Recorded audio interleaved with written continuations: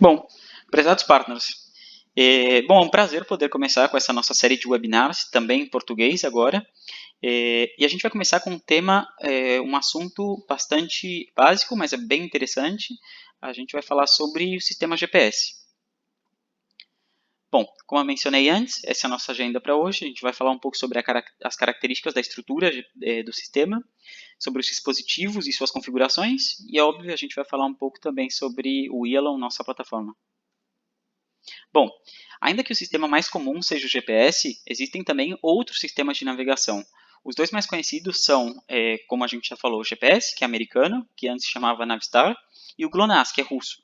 Mas a gente pode citar outros também, como o Galileu, que é europeu, e os dois outros que aparecem na tela são, funcionam somente sobre seus países. É o Beidou, que é chinês, e o IRNSS, que é indiano.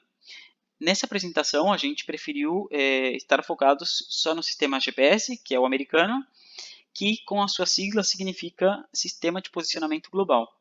Esse sistema foi criado para uso militar nos anos 80 e só foi aberto ao mundo nos anos 2000.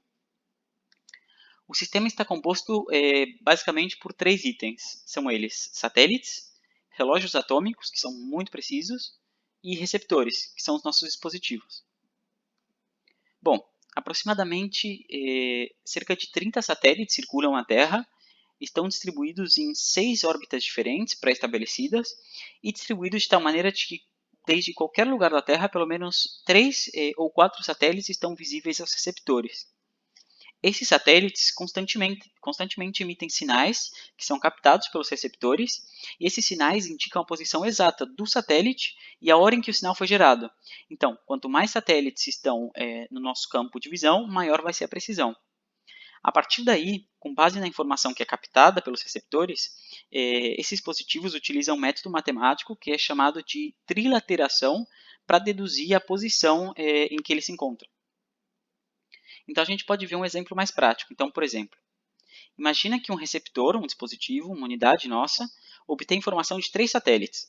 O primeiro dele diz que está sobrevoando o BH. E considerando o tempo que o sinal demorou para chegar até o dispositivo, ou seja, do satélite até o receptor, a gente pode traçar um círculo ao redor de BH. Mas o receptor pode estar em qualquer ponto dentro desse círculo e a gente ainda está bem longe de saber a nossa posição. Mas obtendo a informação de um segundo satélite que diz que sobrevoa Campo Grande, a gente pode traçar um segundo círculo e a margem de erro diminui. Com a informação de um terceiro satélite que sobrevoa Curitiba, a gente tem um terceiro círculo e agora sim a gente consegue obter com uma boa precisão a posição do nosso receptor. Para a gente ter uma posição precisa sobre o raio do círculo, a gente precisa que esses relógios que estão no satélite sejam extremamente precisos e sincronizados entre eles. Por isso, como a gente tinha visto antes, eles usam relógios atômicos, que são muito precisos e, um dado curioso, eles só perdem 1 segundo a cada 1.400.000 anos, então é bem preciso. Bom, o receptor é o responsável por receber os sinais dos satélites, como a gente viu no slide anterior. Então, é ele quem vai nos dar uma posição tridimensional. Para o rastreamento, já levando para a plataforma, esse dispositivo precisa estar apontado a um servidor, que no caso seria um IP e uma porta. A configuração desse dispositivo geralmente é feita por meio de comandos, por exemplo, nos casos dos dispositivos da QuickLink e da Coban. Ou podem ser feitos também pelo configurador do fabricante, como é o caso dos dispositivos da Teltônica.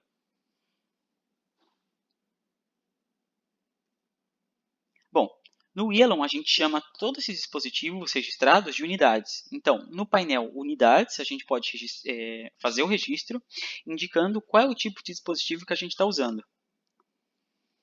E qual é o ID único dele. Então, geralmente a gente trabalha com e-mail, mas depende do modelo. Pode chegar a ser número de série ou também um número personalizado que varia de dispositivo para dispositivo. A gente sempre recomenda buscar essa informação de que número usar no ID único no nosso site, www.gurutam.com, buscando o tipo de modelo, mas a gente vai ver isso mais adiante. Bom, então a gente aponta o dispositivo para o IP e porta que aparecem nesse campo, o endereço do servidor. O número antes dos dois pontos se refere ao número de IP e o número depois dos dois pontos se refere à porta. A gente também pode usar um DNS no lugar do IP, a gente só precisa fazer clique nesse botão aqui ao lado, IP. Bom, o IP vai ser sempre o mesmo e ele depende de qual servidor a sua conta esteja. Já a porta varia para cada modelo. Então, como eu tinha dito antes, a gente entra em www.urta.com, no painel de hardware, dispositivo GPS, a gente consegue buscar o modelo e obter toda a informação referente ao nosso dispositivo. Então, para qual porta a gente precisa apontar, qual é o e-mail que a gente precisa utilizar e quais são os parâmetros que esse dispositivo vai enviar para a gente. Bom, uma vez que a unidade esteja registrada, o nosso servidor vai começar a receber as mensagens enviadas por ele, que obviamente contém um chip de dados. Uma vez que a gente tem essa informação, no mapa a gente vai conseguir acompanhar a localização da unidade e executar as mensagens recebidas no painel Mensagens. Obviamente essa é a parte mais básica. O intervalo entre as mensagens é definido na configuração do dispositivo, então seja por comando ou pelo configurador, e para que a gente tenha mais precisão em mensagens para trabalhar, a gente sempre recomenda um intervalo de 30 segundos aproximadamente entre as mensagens. Bom, pessoal, obrigado por acompanhar. A gente está disponível para responder as dúvidas por meio da nossa equipe de suporte em inglês e espanhol, ou pelo meu e-mail pessoal em português. Então, qualquer dúvida que vocês tenham, só enviar uma mensagem sem nenhum problema. Obrigado.